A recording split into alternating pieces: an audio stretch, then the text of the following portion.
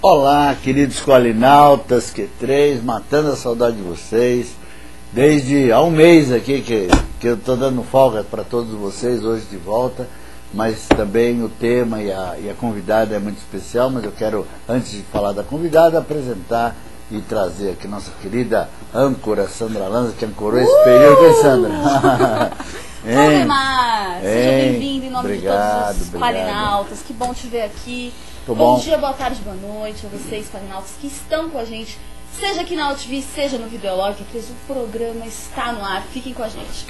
Muito bom. O tema de hoje é avaliação por competências. Nós já abordamos esse tema aqui, mas eu tenho certeza de que a nossa convidada hoje vai abordar isso num nível de profundidade e experiência ímpar. É autora de diversos livros, e vocês vão ter a oportunidade de conhecer a Maria Odete Rabalho. Bom dia, Maria Odete. Prazer, como vai? Tudo bem? Seja bem-vinda. Seja bem-vinda ao Q3. Muito obrigada. Obrigada, senhor. Na tela, vocês têm aí, na tela, Maria Odete é sócia da Rabalho Educação Empresarial e Recursos Humanos, tem formação em contadora e psicólogo organizacional. É muito interessante porque esta formação em psicologia normalmente carece de uma base numérica. E é muito interessante que a formação em contabilidade deve ter dado para Maria Odete, ela não deve ter medo de números, né? Não. De analisar as coisas, etc.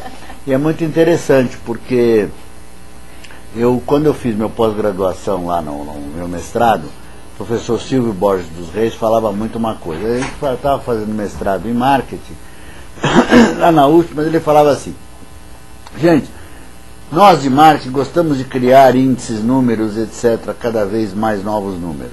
Mas se vocês pensarem, se vocês quiserem olhar a vida de uma empresa nos últimos 20 anos, o único sistema de informação que tem a empresa é a contabilidade, porque ela não muda. Então cuidado com esse negócio de ficar mudando toda hora seus indicadores, seus índices, porque se você quiser contar a história de uma empresa nos últimos 15 anos, ou analisar os últimos 15 anos, você tem que ter índices que sejam duráveis. Então eu imagino que esta lição também, né, que os contadores trazem para nós, deva estar fixado aí um pouco nessa metodologia que ela desenvolveu de avaliação de competências. O assunto competências, o assunto é realmente, eu diria assim, ainda está em definição e informação, ou não?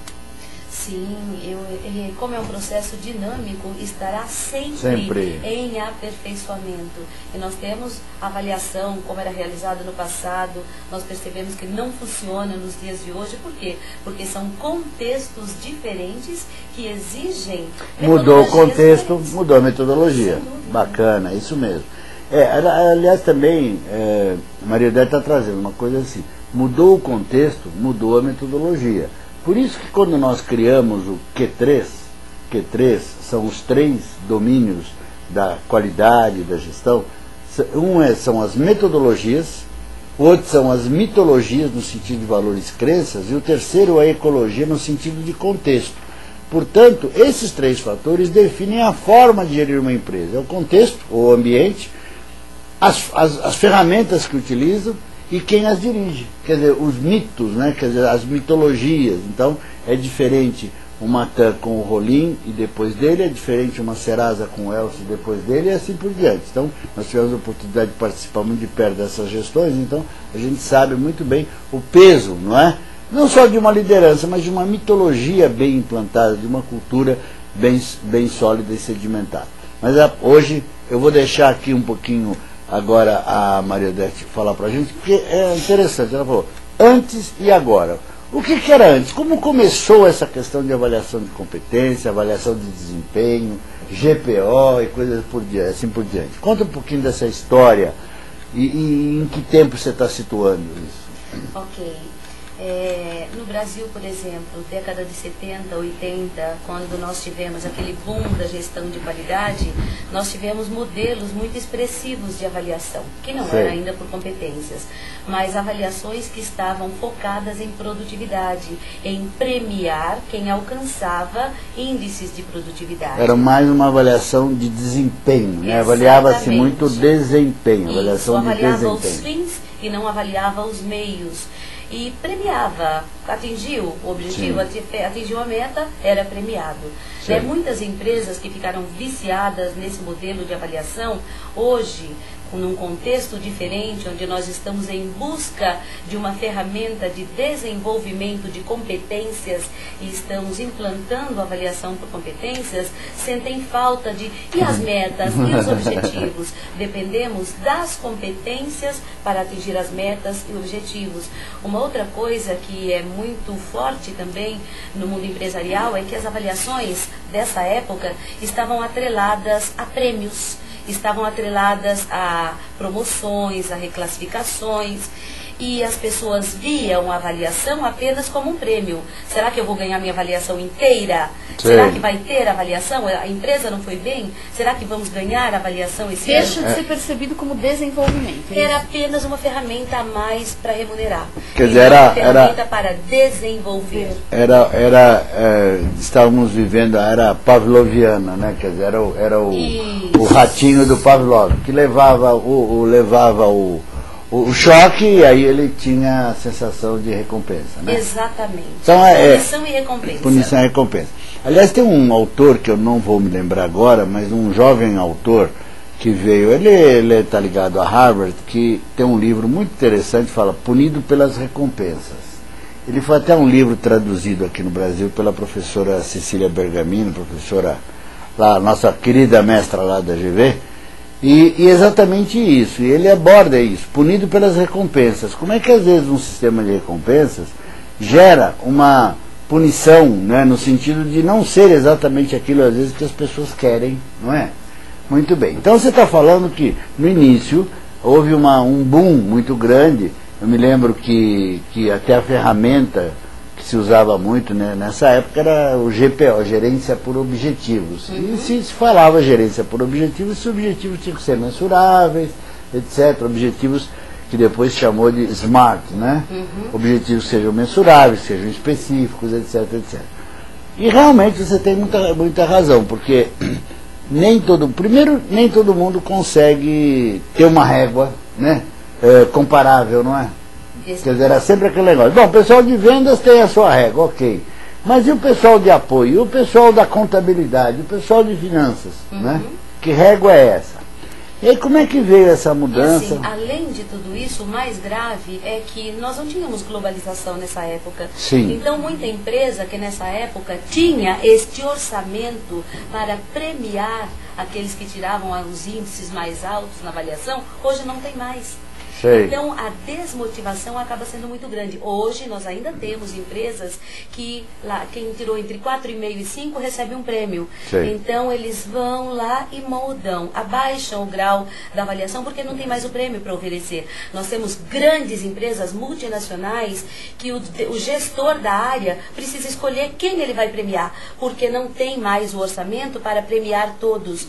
Então nós percebemos que esse sistema não funciona no mercado de hoje, no contexto de hoje. A ferramenta, primeiro, ela não deve ser associada como uma ferramenta para premiar, para oferecer bônus. Hoje, o objetivo dessa ferramenta é desenvolver pessoas. E enquanto as empresas utilizarem esta ferramenta para premiar, as pessoas não conseguirão ver a avaliação por competências como um presente para desenvolver com foco nas competências que precisam ser desenvolvidas em cada pessoa para que tenham eficácia nas suas atribuições. Muito bem colocado. Inclusive, eu queria colocar uma observação que como consultor, não desta área, mas da gestão como um todo, eu tenho observado algumas organizações, me parece que cria uma certa dissonância entre esta forma de premiar e reconhecer ou escolher alguém e o sentido de cooperação. Parece que cria uma competição, onde na verdade a gente está querendo cooperação. Porque eu percebi numa organização que recentemente nós trabalhamos, é que no nível gerencial eles têm lá todo um sistema de avaliação, enfim, não cabe aqui, não está em julgamento. Mas no nível dos analistas não havia esse tipo de coisa. Aí se criou internamente um tipo de reconhecimento, de premiação.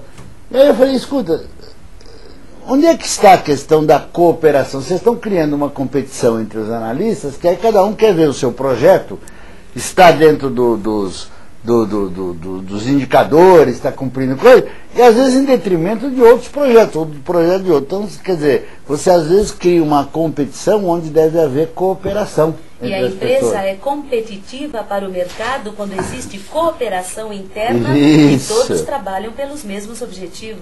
Porque a competitividade ela é externa, ela não pode ser interna. E esses sistemas que fazem os bônus, os reconhecimentos, etc., muitas vezes criam internamente uma competição que nem sempre é saudável. Né? E há conflitos, muitas vezes. Sim, barreiras de comunicação entre as pessoas. Muito bem, a gente já tem algumas questões aqui, viu, que bom. Questões interessantes. O 45 quer saber o seguinte: por que algumas categorias não querem avaliação para melhoria de salários? Ele cita o exemplo dos professores. Por que isso acontece? Para melhorias de salário? Isso. Nós temos várias ferramentas para remunerar. A avaliação, ela não deve, no passado ela foi utilizada para remuneração.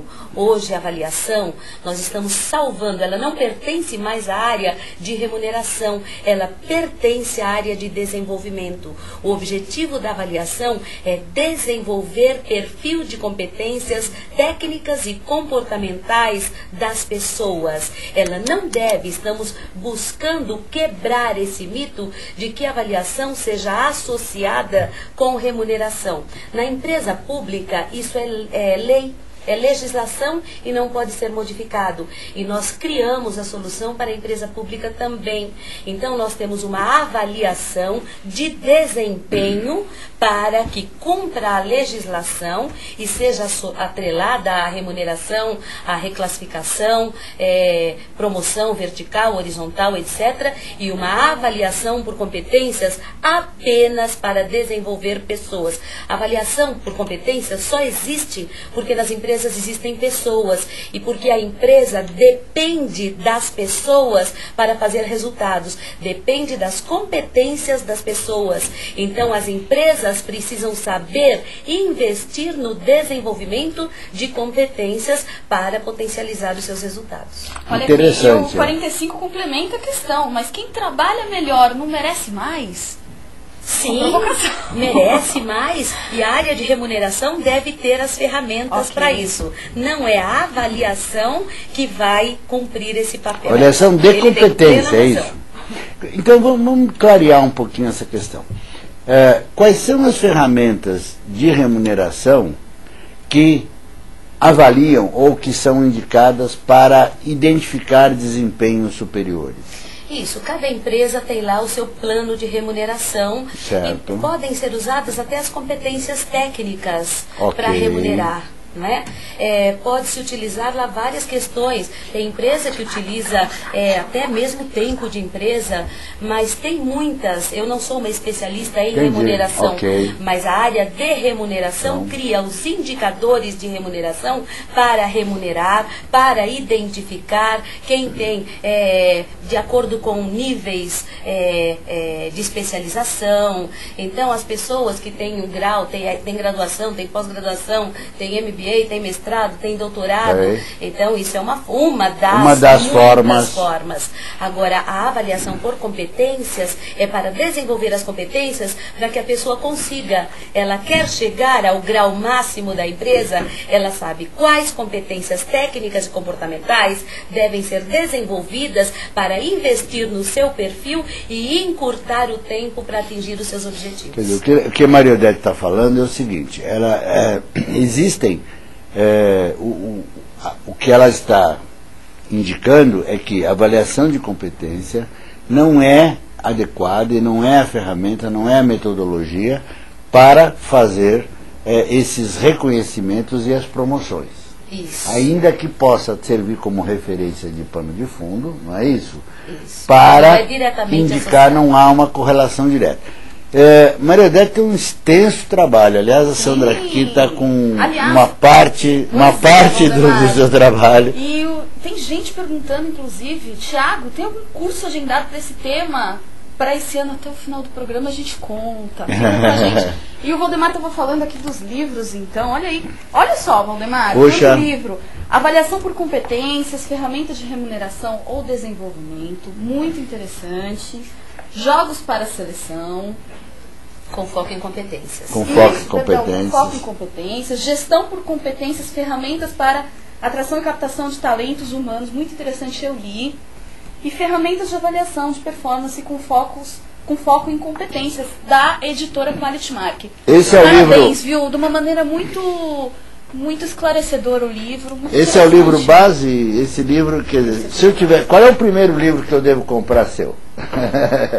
É o Gestão por Competências. Ele é o mais abrangente, ele fala de competências corporativas, metodologia.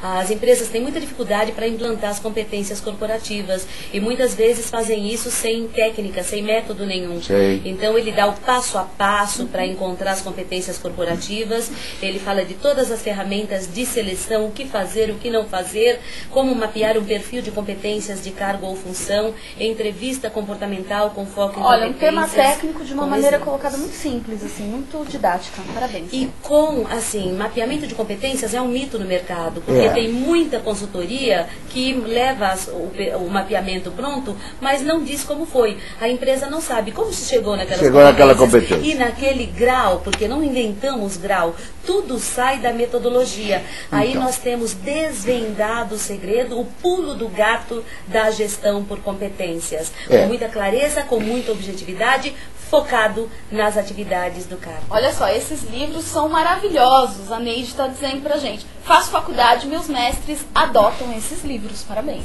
Muito obrigada, um abraço aos seus mestres. Maria Odete, me conta uma coisa. Eu realmente acho que esse tema tem que ser aprofundado. Nós estamos falando de competência. O que é competência? Competência ainda é o chá ou já tem uma nova roupagem para isso? A base é o chá, não tem como fugir disso. Muitos autores acrescentaram letrinhas, mas essas letrinhas que foram acrescentadas, ou é um conhecimento, ou é uma habilidade, ou é uma atitude. Então, pessoal, a base é o chá. Não tem mistério. Competência, quando a gente fala em competência, lembra sempre disso. Faz tempo que a gente vem ouvindo isso e tal. Chá. Muito tempo. Conhecimentos, habilidades e atitudes. Então eu vou pedir para a Maria Odete abrir um pouquinho mais. Então a soma de conhecimento, habilidades e atitudes. Conhecimento. O que a gente entende por conhecimento? Ok. Eu vou aproveitar e já falar dos três. Lógico. Conhecimento é tudo aquilo que eu sei, mas não necessariamente pratiquei. Eu tenho conhecimento. Eu acabei de fazer o idioma chinês, mas eu nunca usei. Então eu tenho conhecimento desse idioma. Habilidade é o quê? Eu trabalho há 20 anos com o idioma chinês. Eu falo, escrevo, ouço. Então tenho habilidade, prática, domínio, experiência. Conhecimento e habilidade são as competências técnicas de cada cargo ou função. Atitude é o perfil comportamental. São os comportamentos que são necessários para cada atividade que eu realizo no meu cargo. Então tem lá uma atividade, por exemplo, eu atendo clientes. Que competências eu preciso para atender clientes? Técnicas. Técnica de atendimento ao cliente. Os idiomas que eu preciso para atender aqueles clientes. Informática. Eu uso o que tipo de informática, de softwares? Então eu preciso de domínio de informática. Essas são as competências técnicas. Comportamentais, comunicação, negociação, persuasão, empatia, saber ouvir, clareza, objetividade, fluência verbal, dinamismo, agilidade, as competências que eu preciso para encantar o cliente, superar as expectativas do cliente. Então quando eu falo de conhecimentos, habilidades e atitudes, eu estou falando de um perfil completo. Cada cargo tem um perfil.